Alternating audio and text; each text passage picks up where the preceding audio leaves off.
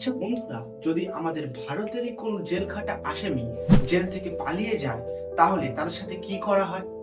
কি আর করা হবে? তাদেরকে ধরে বেশ করে 3rd ডিগ্রি টর্চার করা হয়।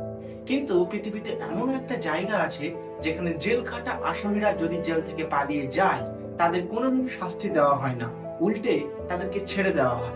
হ্যাঁ বন্ধুরা, জার্মানি হলো এমন একটা দেশ যেখানকার জেলখাটা আসামি যদি পালিয়ে যায়, তাদেরকে চিরকালের জন্য মুক্তি বা স্বাধীনতা দেওয়া হয়। এটা কেন হলো তাই তো? আসলে জার্মানিতে একটা নিয়ম রয়েছে। সেই নিয়ম অনুযায়ী বলা হয়েছে স্বাধীনতা মানুষের মৌলিক অধিকার। যদি কোনো মানুষ নিজের চেষ্টাতে স্বাধীন হতে পারে, তাহলে তাকে চিরকালের জন্য স্বাধীনতা দেওয়া হয়। সেটা জেলখানা হোক বা অন্য কোনো জায়গা থেকে।